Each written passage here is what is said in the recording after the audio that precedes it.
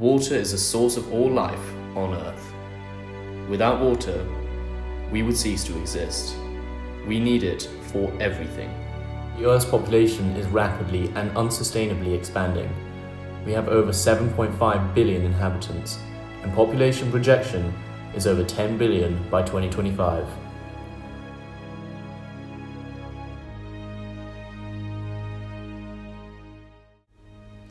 Within the next few decades, the lack of fresh water in certain areas of the globe will intensify and cause one of the greatest challenges to the world's population. If present trends continue, there could be a 40% gap between water supply and demand by just 2030. 3/4 of the world is covered in water, but only 1% is available for consumption. Within the next 30 years, over 5 billion people will experience water shortages.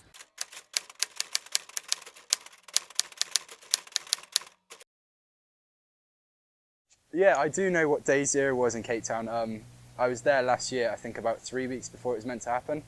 It was when the reservoir got way too low and there was just no rainfall. And I remember you having to have a shower, collect it in a bucket, then wash the toilet with that and things like that. So that was quite shocking for me and my friend, because that was an example of where water shortage genuinely has an impact on people.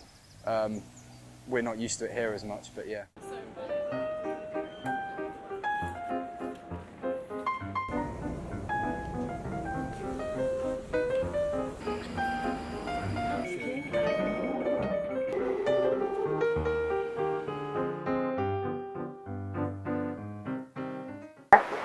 Currently in the UK we use around 140 litres per person, which is more than twice as much as Cape Town's day zero, 50 litres per person. So it just goes to show that we're using a vast amount of water that we could be reducing in case there was potentially in future, obviously, issues to come. If we're not careful, this will be London within the next 30 years. I did not know that. I did not know London was predicted to reach day zero. That's quite shocking, actually.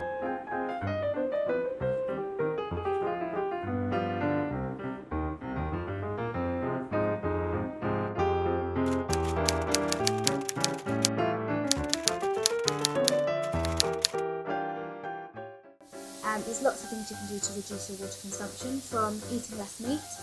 So we know that 1 kg worth of meat has over 15,000 litres of embedded water in it. So by having 1 meat-free day a week, you're reducing your meat consumption, which is therefore reducing the water consumption. I work for the campaigns and policy team at the Vegan Society. We do have an environmental campaign which is called Plate Up for the Planet, and that encourages people to think about the environmental impact of their dietary choices. Beef and dairy would be the biggest water users. Worldwide, cows use 45 billion gallons of water each day. So there is a sliding scale with probably beef and dairy at the top, with chickens probably coming out like on the lower end, but that's still significantly higher than most plant-based products. It's important to note that all animal products come out as worse users of water than almost all non-animal products. If we include all animal products in there, including dairy, eggs, you can reduce your food-related water consumption by 60%. So an average food-related water consumption for an individual is about 1,000 gallons a day, and that could be reduced to around 400 gallons a day. So it's a huge, huge impact.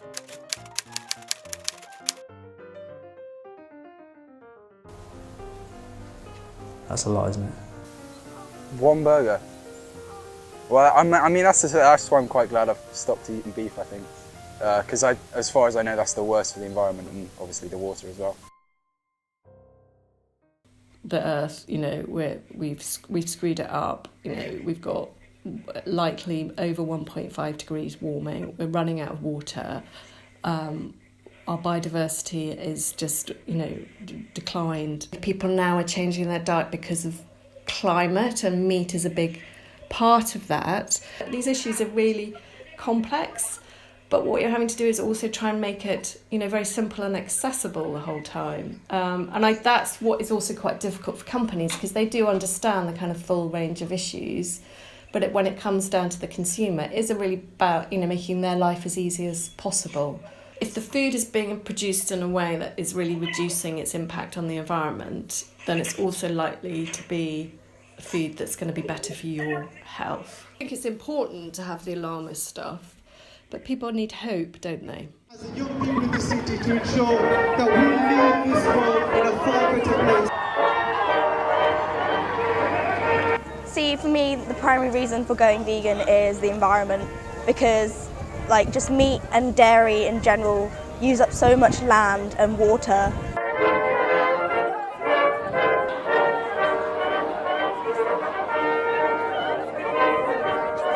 Ways in which I reduce my water consumption is I take shorter showers and I turn the tap off when I'm brushing my teeth. When I'm making a cup of tea, I don't fill the kettle all the way up. I just do the 1 cup mark.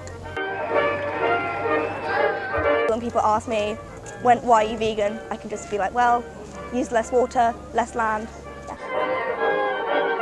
I'm not aware at all on the implications of animal agriculture and the water crisis.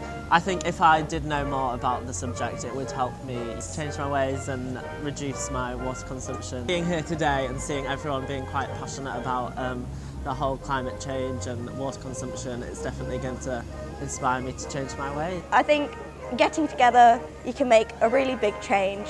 And yeah, I'm one vegan, but if I can convince even one other person to cut down on meat and dairy today, then I've done my job.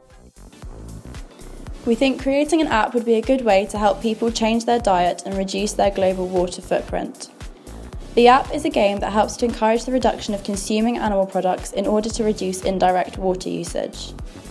The goal is to make a food swap by moving down a product and reducing your water usage. Animal products are ranked in how much water they take to create. For example, instead of eating beef, you might swap to chicken to save water. Instead of eating chicken, you might swap for chickpeas. The water you save is used as currency to grow plants and crops in a digital botanical garden. Certain plants require more water, encouraging people to make more swaps to grow more trees and flowers. The purpose of the app is that a prolonged period of usage would help meat eaters become more vegetarian in their attitudes and vegetarians become more vegan. This promotes both healthy eating and environmental sustainability. Yeah, definitely. I think apps are probably the best, I would say probably one of the best ways to go about it, because everyone's already got smartphones and everything nowadays, so it's something they'd all have access to. I'd personally be interested in that if it happened, yeah. I'd be interested to see how much my shopping actually, comes to as well, yeah. But I think the idea you've got for an app to help people reduce their water consumption is a really good idea. We do understand that not everyone can go vegan straight away, so if people want to go vegan by reducing their animal product consumption, your app could be a really good way of helping people to do that.